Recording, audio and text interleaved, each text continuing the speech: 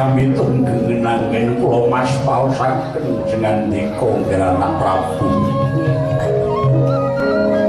Kula ngertos sepinten palating penggalih paduka. Nalika semanten paduka Anak Prabu kasandunging wuyung kasrimpet asmara kateng putri Yanti urat majanipun Prabu Karentanyana. Nggih. Pesti janji pesti judul mewah kabeh jaring sading ati patrika kawengku diringkut drating kawontenan. Kiranganipun menapa Paduka Anak Prabu Bama Naraka Sura sampun kepareng utusan ngaturaken awala. Punjuk wonten ngarsanipun Nalendra tasih madu inggih Yanti Pulo Prabu Karentanyana. Oh, Paman Pancanyana. Tak lali-lali saya ngalila. Tak gagas saya handanu. Ingkang gumanana sedroning penggalih ingsun kejaba gedhening rasa tresnaku marang Yayi Dewi Hatnyawati. Nanging kaya cipta ana pangrasa ora bisa kasebatan merga panyuwune Yayi Dewi ingkang sarwalangka lan ae. Aduh. Dinten kula setunggaling calon garwa gadhah panyuwun kinarya bebana menika pinanggihipun limrah menawi Paman dipun keparengaken nggih paring dawuh menapa ingkang dados panyuwunipun calon garwa Paduka nggih. Yayi Dewi Hatnyawati gelem tak pundhut garwa nanging lamun putra Ndarawati bisa mujuti kembang kasuwargan ingkang winastan kembang parijata ingkang mapan ing kayangan Puspawedhar. Waduh, nggih. Kula inget ingkang reksa kembang menika Bathara Danaraja nggih, Bathara Danapati. Ngaten kinten kula langkung prayogi menawi jingandika nggih Anak Prabu Sindija kepareng tegak minggah dhateng kayangan Puspawedhar. Mengkono Paman nuringgi. Ya, yen pancen mangkono maragake sampeyan apa duit inen padha tunggu praja kan sarta seperangan nderake jengkalku teko sajabaning rangkat nuringgi boten langkung nderake harjo mugi saged kasembadan nggih.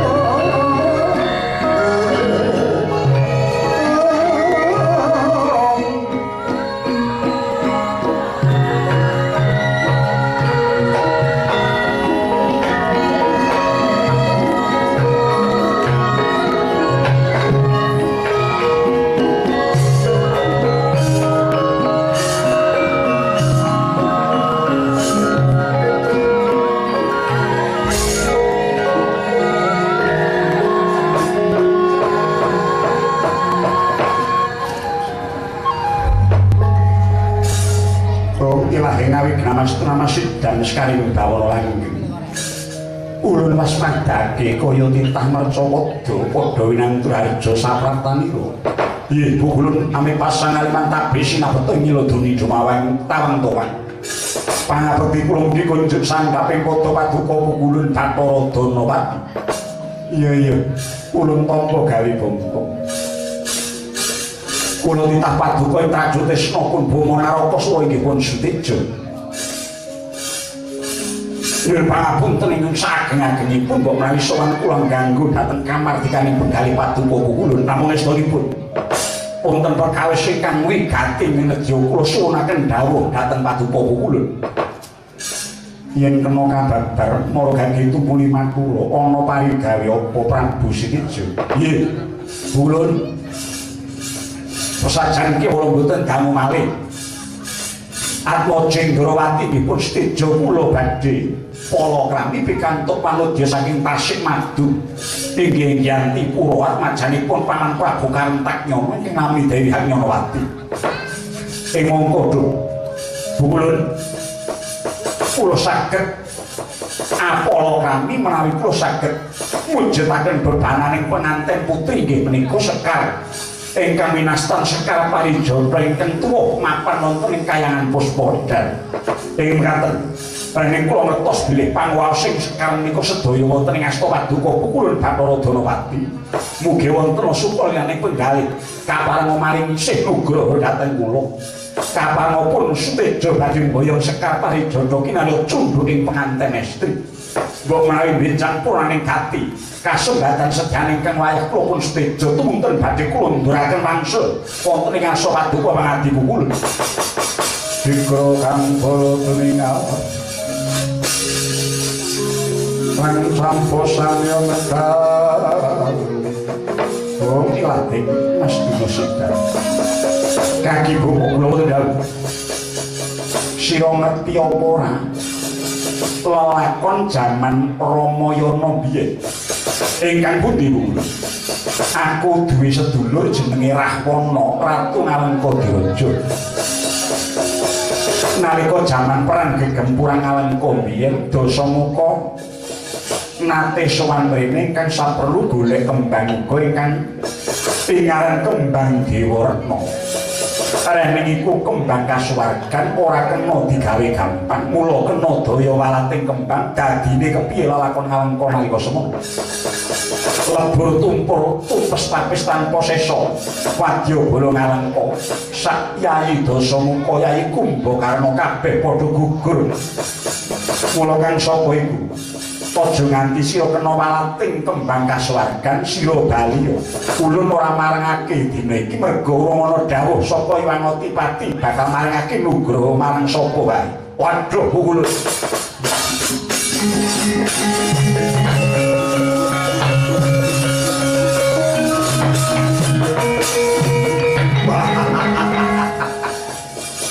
Sejatosipun kula sowan dewa ingkang kula pitaya. Kula mboten badhe ginakaken kasekten. Kula mboten badhe maksa dhateng raos Paduka Pukulun nanging Paduka ketahenan. Nugraha menika wenang kadarbe dening tiyang kagungan kasekten manca warni.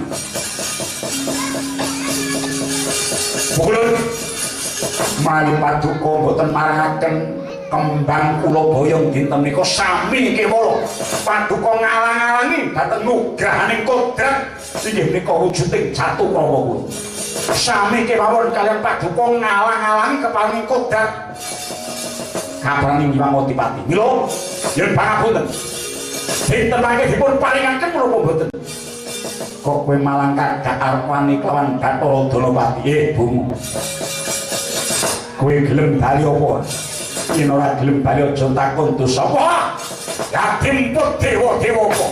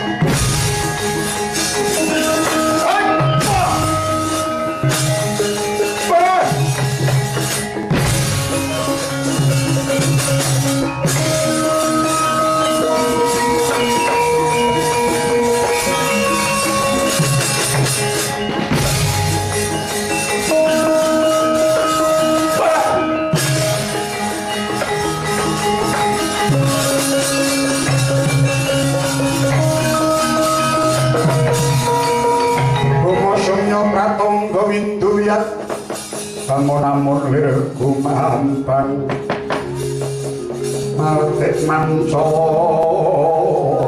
wah trayoli wah wis bisa nggawa kembange dulu keprok nelabung tanpa jam saka mburi iya aku wis tumibone ngomah meneh kena kayaning bumi ora bakal bunga bisa teko pati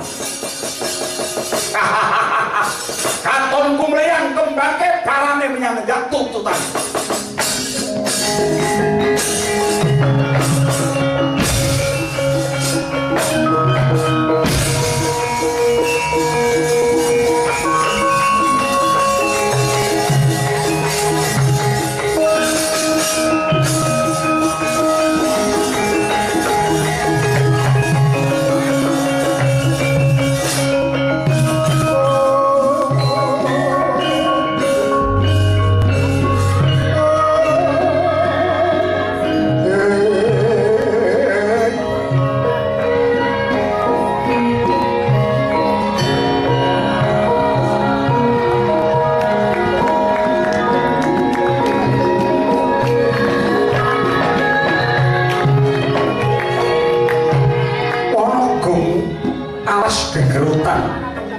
nenggih ing mriku dadya sudhunging satu kala ingkang karmangsa janma pandene ana teja manter nyodolanan nenggih menika cahyaning Raden Wisnu Brata ya Raden Samba Atmajana Tenggara bagus wae banyak pasemone penewak penjangan ketawan receh yen ngandika mudanase daya getar ingkang injil saking salirane Risang Wisnu Brata nenggih labet gene manungku puja Brata Semedi Maladine ingkang pinenpa muhung pikantosih nugrahane Hyang Manon Kakak sakuleman kakalya geter ing aliyat kaya ana daya pangariba ingkang bisa narik kang sekar nenggih kang puspita kasuwargan kumelah ing piyati dumalah ing pepanggonira sang bagus dadya kaget sataninggal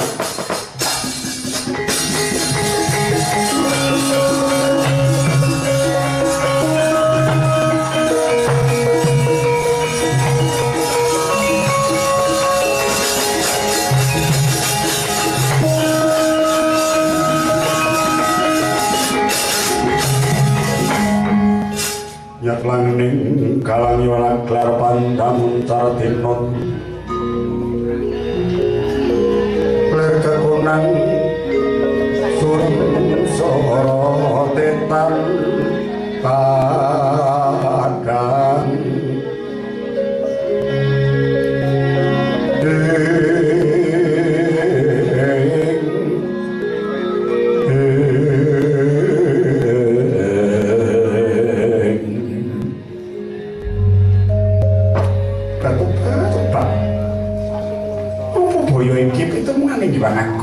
aku jejeh nugra saka dewa ing atase tanpa nyono-nyono jroning pamudya iki ana kembang ingkang sumurna cahya gandane aroma ngambar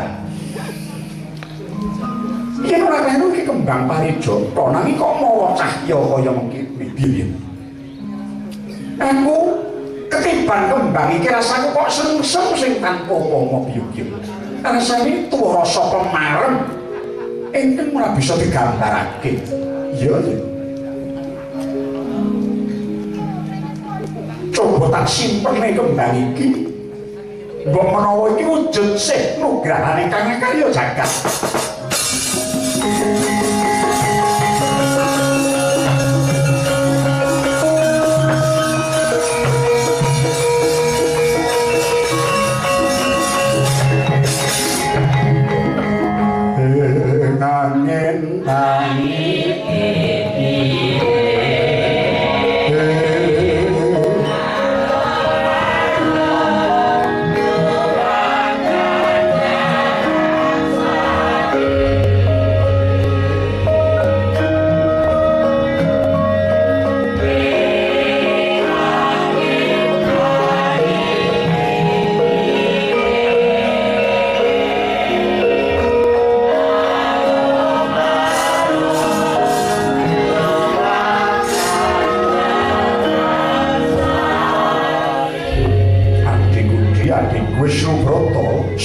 Sombo. Aku mongso bunga dari ketemu si Adi mangku kembang kadewatan di orang itu bakal pisan itu ketemu ning papan kini Sombo itu kan gimana mau tengah peti kulo kato oh itu iya iya sementara saya di pulau kesan saking kesadaran parang Garuda memang mau tenang dari Wonogo sejani mana kulo nemu semen di Maladi ning mito sinugrani Iwan Manela dan kulo masih rumah cubluk-cubluk ing nalar mongko kulo rinten dalu dipun gegolo dipun kekutan dening Kanjeng Rama Prabu Kresna supados sing benjang nintir kalengganing Kanjeng Rama Prabu inggih labet kulo ngrumaos bilih kirang samukawis kala mau kulo tumunten kepengin ngupaya pepadang karena kok menawi katani Mas Subrata kula kejawan seker menika Kang iki kembang sing tak goleki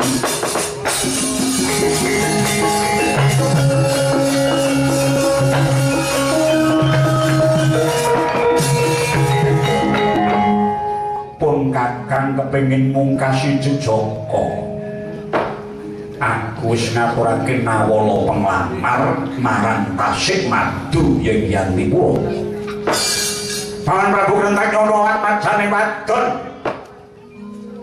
bisa tak garwa yen aku bisa mujuti kekudanan ingkang wujud kembang parijata kasuwargan ya iki kembange teko Mas priksa menawi menika sekar parijata kasuwargan mergo aku mentas wae sowan ana sane pukulan Bathara Danapati ya pukulan Danaraja kembange Kumaleang semune ora lilake ento tak suwun nalika semono kembang timbalangake Kumliyang ora kira bapak bisa jebul si Adi kan napa kembang iki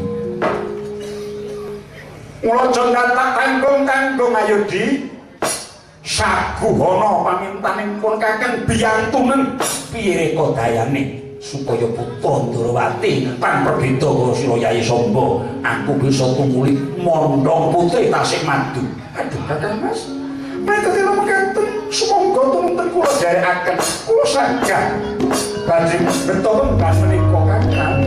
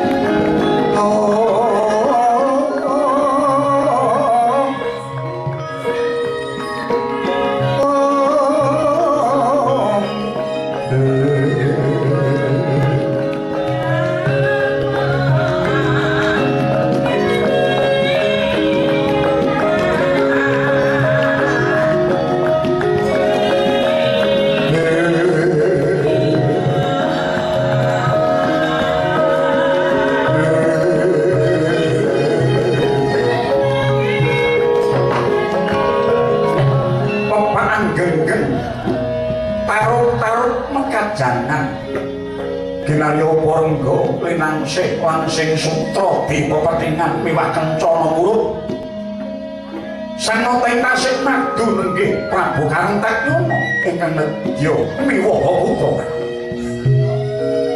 putri sekali kedaton nenggih Dewi Hatnyanawati ingkang ayune pesasat sigar jagat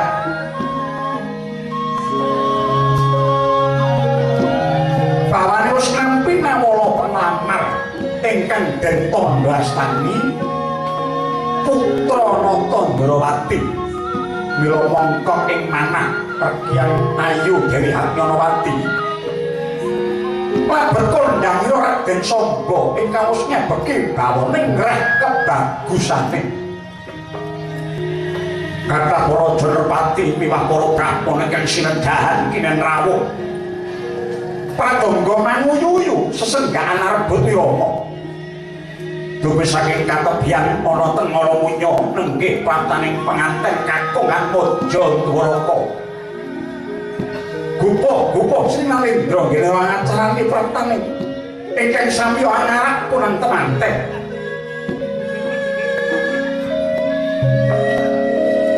Babon sinebaran Sekar Melati milah gondo ingkang datang kuciwa.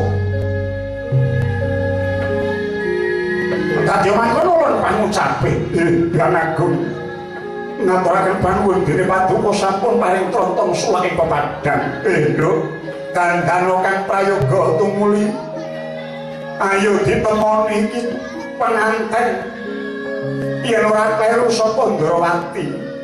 Nini istaken jauh romo.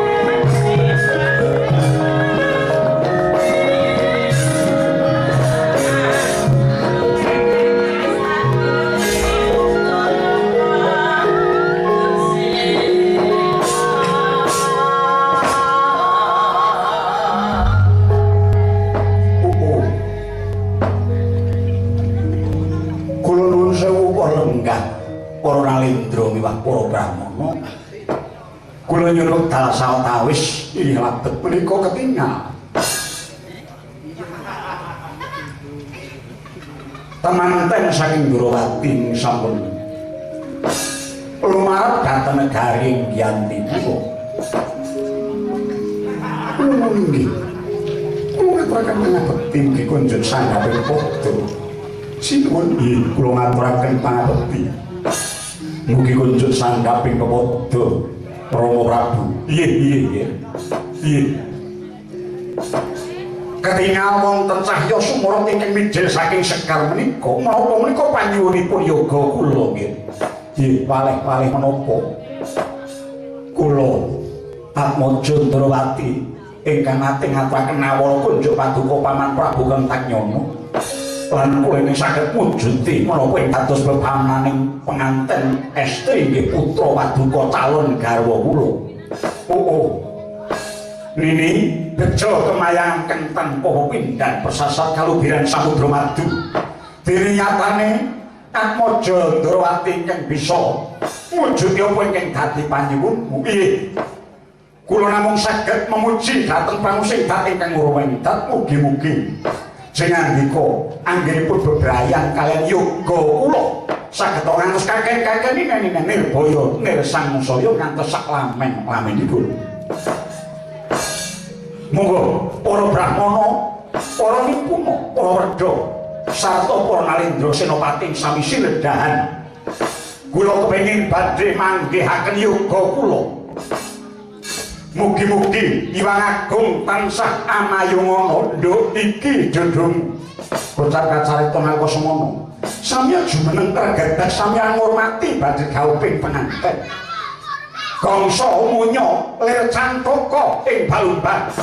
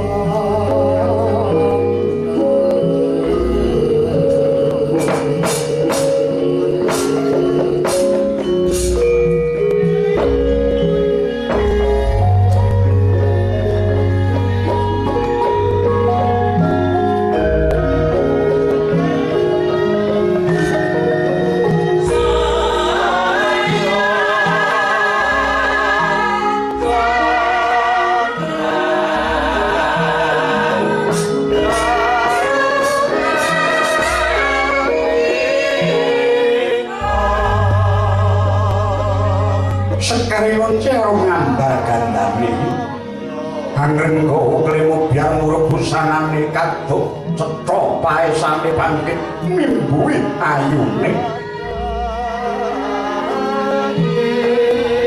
kedates manandenge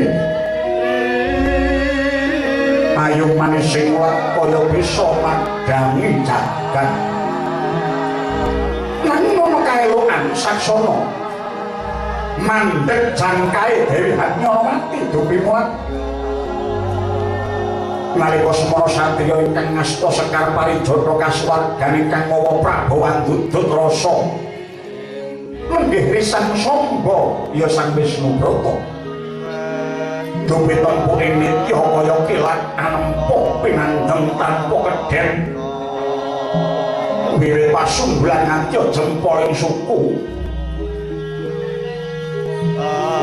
simpen ing manah bawane Sang Dewa ngate mireng caritane satring Parang Garuda wolawali arsa nyungkemi risang sambaya Sang Wisnu Brata Parandiri Gupa ingkang Rama Prabu Krentajnyana den pernahake den gandhengake astane kelawan Sang Bhuma Narakasura Parandene datan bisa kekek panyepenge sekedap abong anggalang liring mring satring Parang Garuda Raden Samba kami tenggen ingkang samya maspaosaken sowan slakaning Sang Dewi Hatnyawati kadya gempung penggalih sanata tasih madu sigra den kanthi temanten sarimbit manjinging pepungkuran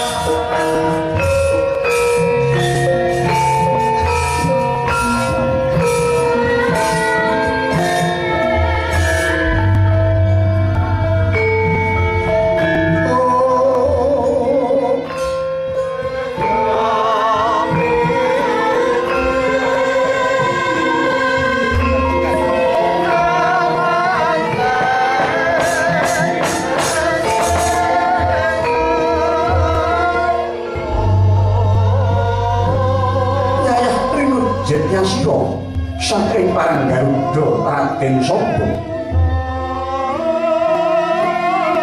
jimbok-bok ing raos kaoran linglung jati-jati risang samba wis kadunungan ageng ing rasa tresna mriku sumaneng ayu Dewi Hatnyawati waoto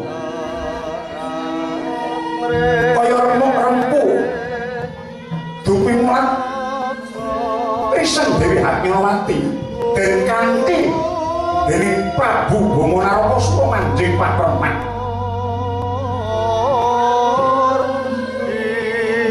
kadya mangkono wijining pangandikane aduh dewa dewa dewa kene lakon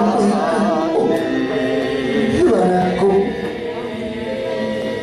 Hatnyawati ora ngira bapak pisan jebul suwes kang manamu persasemu main bumi kurpen manik ora ana kang madani Hatnyawati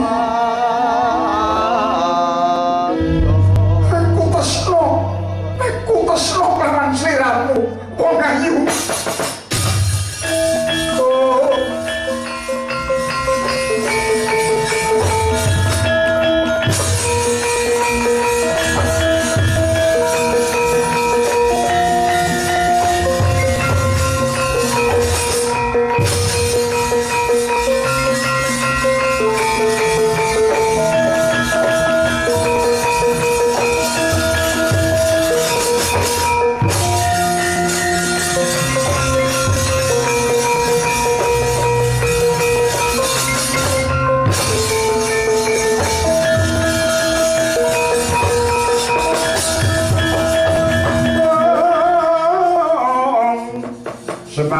Raden Prayitna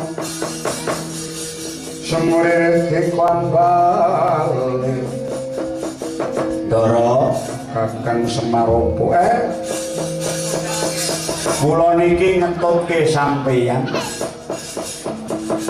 ning bingung anggen kula badhe ngraosaken sampeyan kok kaya dipun ribeti dening manah ndika piyambak. Iya Kakang.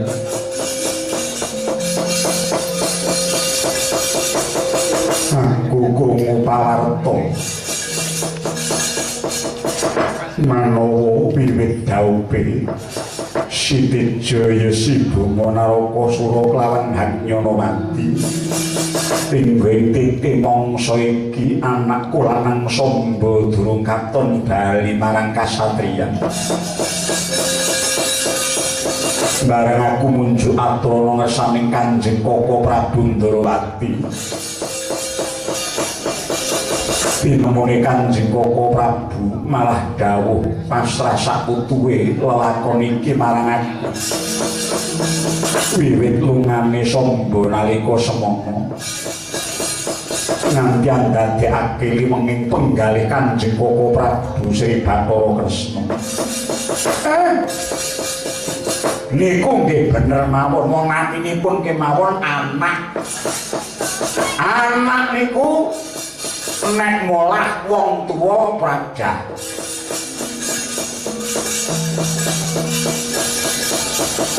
Ning sampeyan sing ati-ati merga kula kok ngrasa nek niki enten perkawis sing kirang prayogi. Apa tondo tandane Kakang Semar?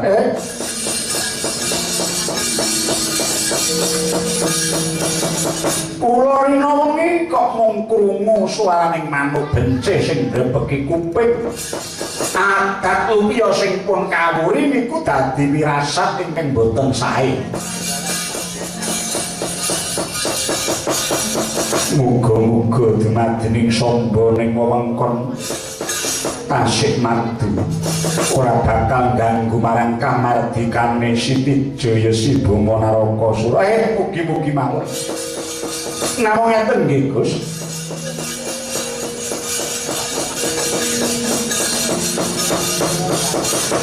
Kula kamel upami cara-carane geni niku nek isih sak pelik gampang nggone nyirem.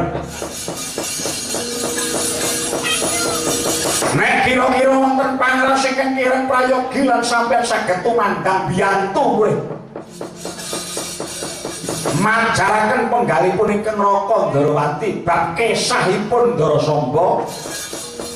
Mantumandang ning kedah sampeyan wonten watesing garis kekulawargan kemawon. Ya pamujimu Kakang.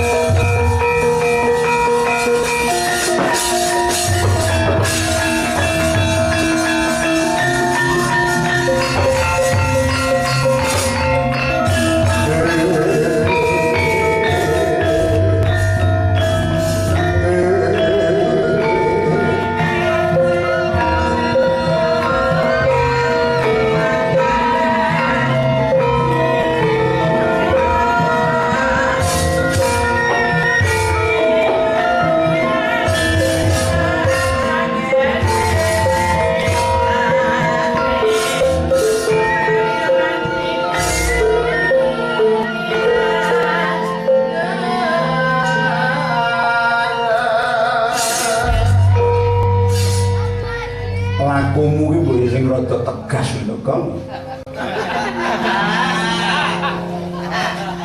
Kayane nek saya suwe iki mesti saya lirih. Cara-carane si tangan iki kaya wis ora gelem gemreget. Lah kaya dileboni apa-apa ning rada semangat. Dileboni apa-apa. Tangane ngetek terus.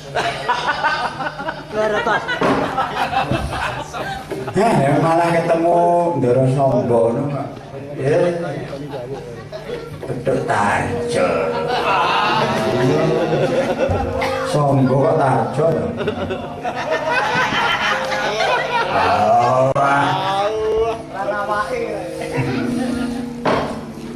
Putra Gunggir ngandhang ndadekake bingunge wong sak negara Ndrawati. Sira menyang endi wae Sombo? Paman.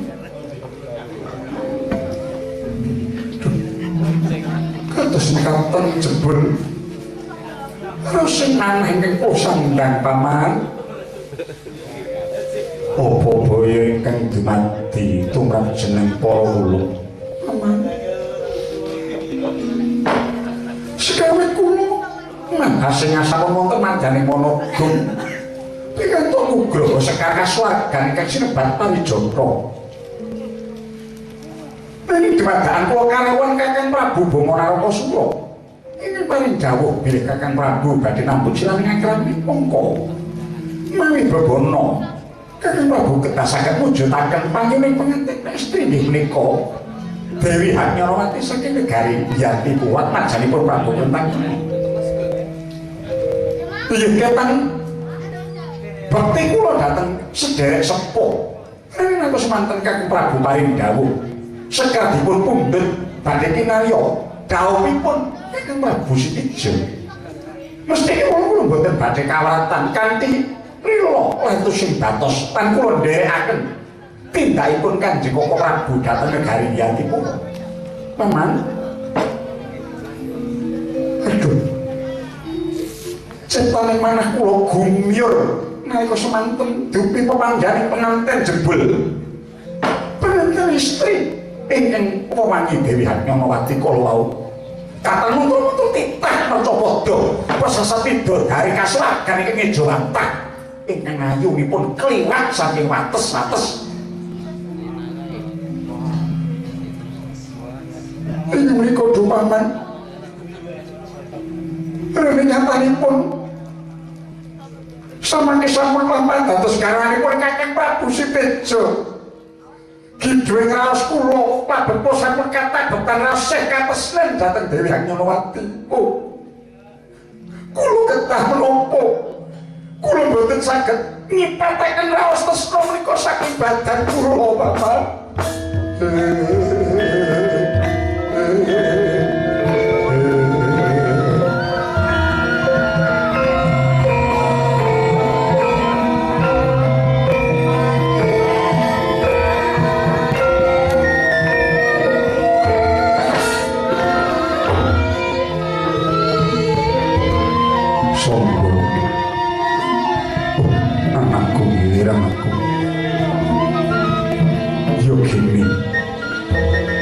Kudu kaya mengkene kula.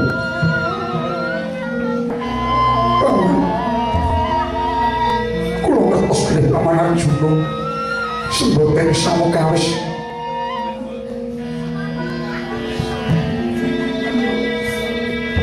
Kula namung nyuwun padhane manah nanging kula boten saged nyepataken raos kageng katresnan kula dhateng Dewi Hanyawati. Oh, Paman. Lakuning katresnanipun lembut nguli banyu sapa wong ingkang weruh marang jatining katresnan nanging yen to wong mau kegubel dening rasaning rasa tresna ingkang ombro-ombro ingkang ora bisa ngendhaleni makatining cipta rasa budi lan karsa sayektine muhung bakal ambabar karusakan. Sami kula jaman sinten ngaten iki nggih remen dhateng tiyang niku gandeng tiyang kang kula remeni kala sampun dipek tiyang nggih ngawon ya wis dikapak-kapak wis dijoglone ya ya wong sing tak seneng yo dipek cipta. Lah aku genah yo lila.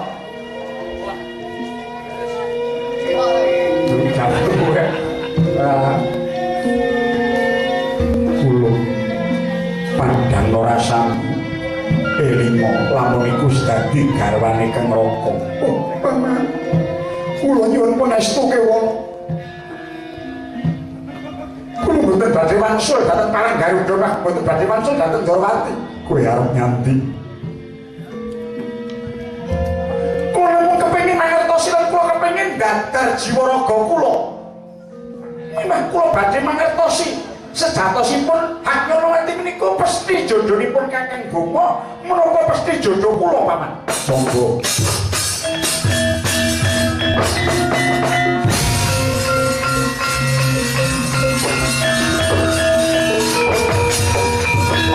Coba mon kojur yo mon. Wes ngono kuwi kok pateke wong nek akeh seneng wis pokoke dikandharane wis angel-angel. Angel-angel. Angel wis.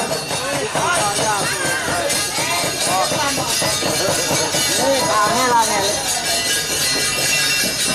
Nun jane kowe bareng tak kandhani aja goncengan. Ngomong iki kok. Siapa to Nur kuwi lho. Ayo yo. Piye? Lagi kok dhewe ngoten niku. Lah ngebleh kok niku prasetyane mboten ajeng mantuk. Ajeng dadar ketrimane sejati dhewe nyawat jodhone Boma jodhone Samba lho. Pripun cetha pun dinilih. Sinuwun Prabu Kertanyana pun dijamke pun sah kok. Ajeng neko-neko. Apa yang ditututi Andro? Terus takane cewekku. Dapurmu gabut cewek. Ada. Apa enak sing sudi karo dapurmu rupamu kaya lampor. Engko anggere ditukoke handphone. Belanjamu piro? Ngono koke. Nah, nyambut gawe Yang dina ora oleh apa-apa. Tak tututane gitu.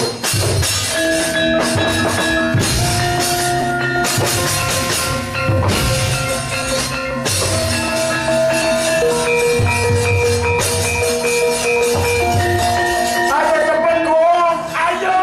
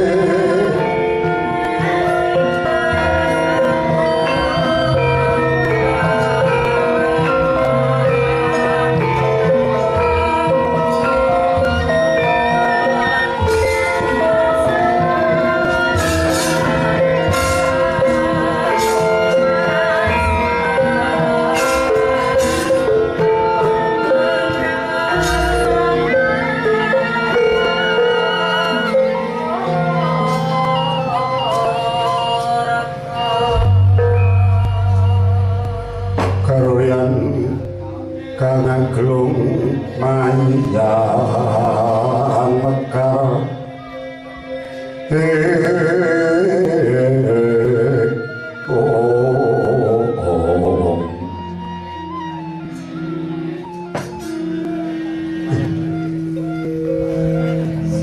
Kula nuwun sewu. Ngantos kaget. Ono piyange kok moro-moro mak betunduk. mak betunduk ki apa? Kula lho. Aku ini tobat. Kok saged manjing taman mriki? Ya carane to, carane. Lha wong bisa mlebu papan kene kok bingung. Carane. Menika tabuh pinten ora sampe susu.